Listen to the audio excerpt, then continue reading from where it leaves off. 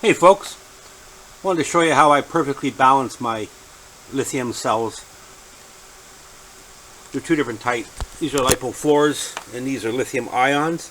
I just picked myself up a bunch of the holders and put them on a board, and then took a copper piece of wire basically and solder them all together to keep them all in parallel. And what I do is I just gotta hook this back up so they start charging again.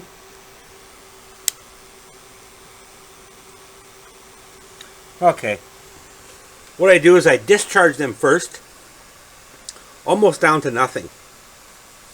That's how I go about it. I know the spec says you're not supposed to do that, but that's how I do it. And then I charge them back up to spec 4.2, these particular ones. Now these particular ones, same idea. I discharge them down to basically nothing, and then charge them back up to spec. And I'm storing these particular ones for a while, so I'll leave them fully charged. And I'm storing these ones for a while. I will discharge these again to about 40% their charge, and then put them in storage until I need them to make up a battery.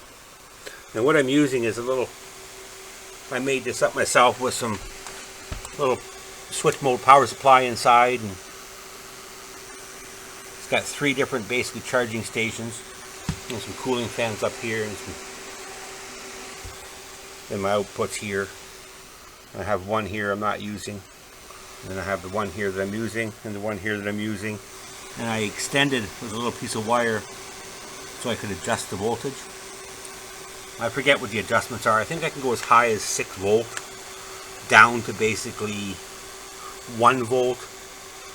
I'm not sure where I'd ever use 1 volt at, but works really good for this type of thing.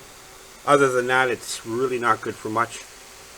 But that's really why I built it. It was only for this type of thing. So that's how I go about doing it. And then after I have them fully charged, I leave them in here, obviously with the plugs, the connectors off. I leave them like this for 2 full days, just to give them the opportunity to perfect themselves within balance.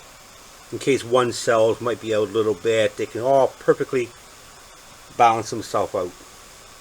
And then I start with the next set. It's very, very, very time consuming, but the results are really, really good. So you're either going to have not the time and the results won't be all that great, or you can take the time and the results are really, really good. And I would rather take the time and have the results to be really, really good. And thank you for watching. Subscribe if you have not, and thank you very much for those that already have.